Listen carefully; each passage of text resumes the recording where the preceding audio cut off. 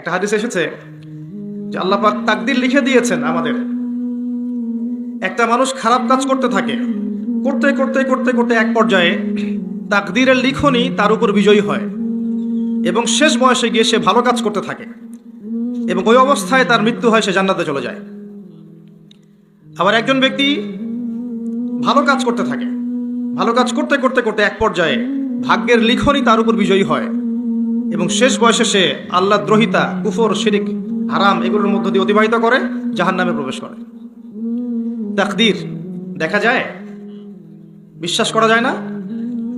আপনি বিশ্বাস করবেন কেন? আমি যদি বলি তাকদীরকে তো চোখে দেখা যায় না, পরীক্ষাগারে পরীক্ষা করা যায় না।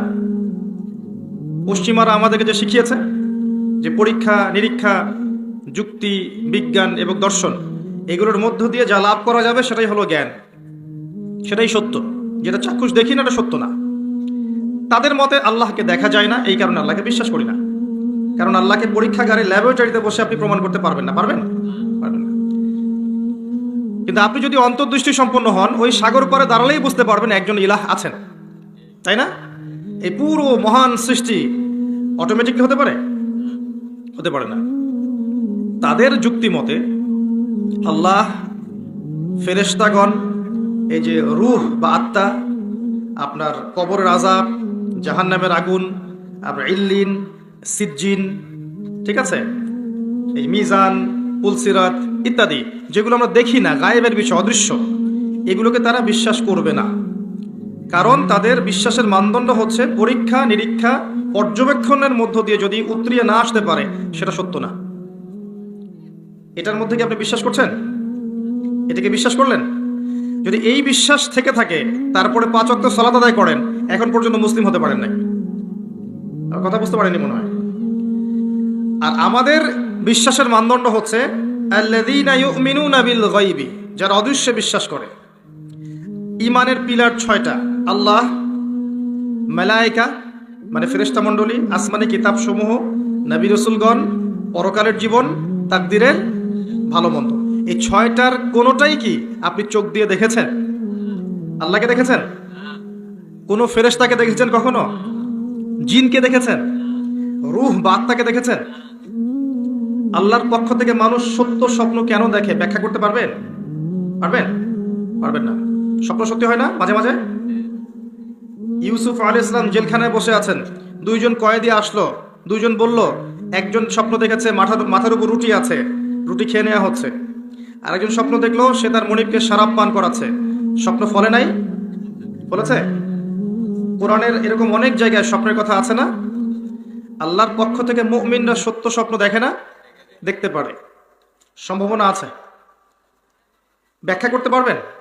ঘুম সায়েন্টিফিক ব্যাখ্যা করতে পারবেন? ওই সময় আপনার রুহটা কোথায় যায়, কে নিয়ে যায়, কে ফেরত দেয়, ব্যাখ্যা করতে পারবেন?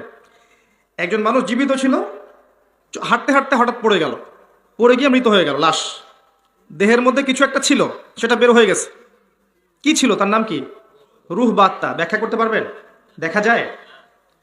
তাকে কবর দেওয়া হলো, কবরে মালায়েকা ফেরেশতা আসবেন, প্রশ্ন করবেন 3টা। উত্তর দিতে পারলে জান্নাতের বাগান, না পারলে জাহান্নামের টুকরা। আযাব শাস্তি হবে, কবরের আযাব, কবর চাপ দিবে। ব্যাখ্যা করতে পারবেন? বিজ্ঞানে, দর্শনে বা যুক্তি দিয়ে এটাকে ব্যাখ্যা করা যাবে? ল্যাবরেটরিতে প্রমাণ করা যাবে? আত্মা ভালো হলে ইল্লিনে চলে যাবে, ইল্লিন উপরে সুখ স্বাচ্ছন্দ্য ভোগ করবে। আত্মা যদি খারাপ হয় সিজ্জিনে চলে যাবে, এখানে আযাব ভোগ করবে। ইল্লিন এবং সিজ্জিনকে ব্যাখ্যা করতে পারবেন? পারবেন? বিজ্ঞান দিয়ে, যুক্তি দিয়ে, দর্শন দিয়ে? পারবেন না। কিয়ামতের মাঠে মানুষ উঠবে, 50,000 বছর মানুষ দাঁড়িয়ে থাকবে, সূর্য কাছে চলে আসবে, ঘাম দিয়ে টাকনু, হাঁটু, বুক, গলা ভিজে যাবে। আমল নামা ছুঁড়ে দেয়া হবে, কারো ডান হাতে কারো বাম হাতে। পুলসিরাত স্থাপন করা হবে, জাহান্নামকে নিচে রাখা হবে আর জান্নাতকে পুলসিরাতের পরে। এগুলোকে ব্যাখ্যা করা যাবে?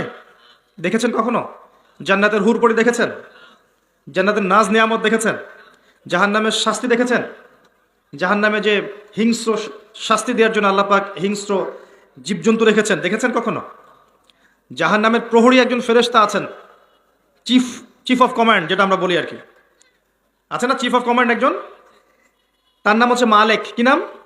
মালেক। সূরা যুখরুফের মধ্যে এই ফেরেশতার নাম আছে।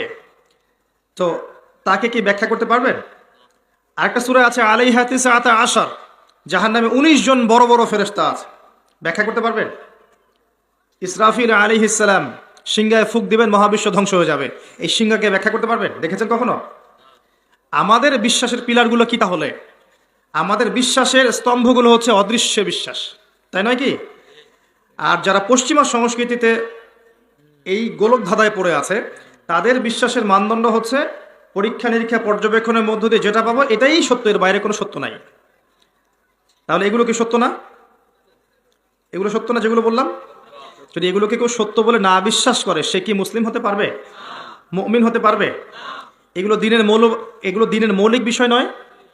এই মৌলিক বিষয়গুলোকে বিশ্বাস না করা পর্যন্ত একজন মুসলিম হতে পারবে না। ইসলামটা কি? আত্মসমর্পণ, তাই নয় কি?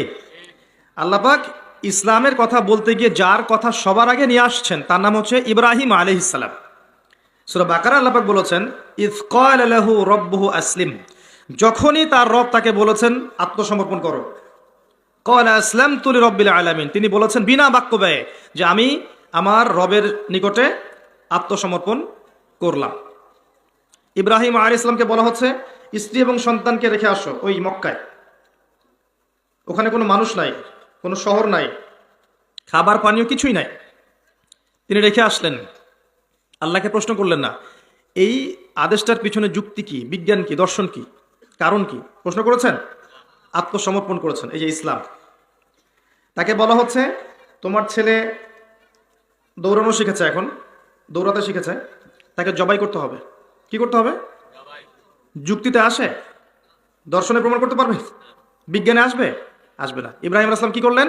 আত্মসমর্পণ করলেন। ছেলেকে গিয়ে বললেন ইয়া বুনাই, হে আমার ছেলে, ইন্নী আরা ফিল মানামি আন্নী আযবাহুক, আমি স্বপ্নে দেখেছি যে আমি তোমাকে জবাই করছি। ফানজুর মাযা তারা, তোমার মতামত কি আমাকে বলো দেখি। যেমন বাপ তেমন বেটা, আমি বলি যেমন মা তেমন বেটা। কারণ এই সন্তান ইসমাইলকে তার বাবা মানুষ করেননি, বরং তার মা মানুষ করেছেন একা। কোন মা? যেই মাকে ওই মরুভূমিতে রেখে আসা হচ্ছে, আর তিনি বলছেন আপনি কি আল্লাহর আদেশেই কাজ করছেন? ইব্রাহিম, ইব্রাহিম আপনি কি আল্লাহর আদেশেই কাজ করছেন? কোথায় রেখে যাচ্ছেন আমাদেরকে? ইব্রাহিম আলাইহিস সালাম কথা বলতে পারেন না। স্ত্রী সন্তানকে এমন জনমানব শূন্য জায়গায় রেখে আসলে বুক ছটফট করবে না? কষ্ট লাগবে না? কষ্টে কথা বের হচ্ছে না। শুধু এতটুকু বললেন, মাথা নাড়ালেন যে হ্যাঁ আল্লাহর আদেশে আমি রেখে যাচ্ছি। তখন ওই মা, ইসমাইল আলাইহিস সালামের মা হাজেরা আলাইহিস সালাম, তিনি বলছেন ঠিক আছে, তাহলে আল্লাহ আমাদেরকে ধ্বংস করবেন না, আমি আল্লাহর প্রতি তাওয়াক্কুল করলাম, আল্লাহই আমাদের হেফাজত করবে ইনশাআল্লাহ। এই হলো মা। তারপর সাফা মারওয়া যে সাইর ঘটনা জানেন? একবার সাফা থেকে মারওয়া, মারওয়া থেকে সাফা, যারা হজ করেছেন এখানে অনেকেই তাওয়াফ করেছেন না? যদি সাফা মারওয়া তাওয়াফ না, সাই, যদি সাফা মারওয়া সাই করার সময় এই ফিলিংসটা না আসে যেটা হাজেরা আলাইহিস সালামের সেই কাজ, তাহলে এটা জগিং হবে, তাই না? রুহটা পাবে না। ওখানকার শিক্ষাটা কি? এটা হচ্ছে হাজেরা আলাইহিস সালামের সেই স্মৃতি আল্লাহ পাক কিয়ামত পর্যন্ত রেখে দিয়েছেন। ওই যে এক মা তার সন্তানকে পানি পান করানোর জন্য ছুটেছেন, সেই যে দৃশ্যটা হৃদয় বিদারক, আল্লাহ পাক কিয়ামত পর্যন্ত দেখেন রেখে দিয়েছেন। দেখেন নাই? ওই যে ইব্রাহিম আলাইহিস সালাম শয়তানকে পাথর মারলেন না, মনে আছে? তিনি জবাই করতে যাচ্ছেন, তখন শয়তান ধোঁকা দিচ্ছে না, তখন তিনি পাথর ছুড়লেন। ওই যে পাথর ছোড়ার যে সংস্কৃতি, আমল, এটা কিয়ামত পর্যন্ত আল্লাহ পাক রেখে দিয়েছেন। রাখেন নাই? এই যে ছেলেকে জবাই করতে যাচ্ছেন, আল্লাহর পক্ষ থেকে অন্য একটা প্রাণী জবাই হলো না, সেই যে ঈদুল আজহার, সেই সুন্নাত কিয়ামত পর্যন্ত থাকবে না? থাকবে। এভাবে আল্লাহ পাক আল্লাহর মনোনীত বান্দাদেরকে, আত্মসমর্পণকারী বান্দাদেরকে, তাদের আমলকে, তাদের আকীদা আদর্শকে যুগ যুগ ধরে টিকিয়ে রাখেন। বলেন সুবহানাল্লাহ।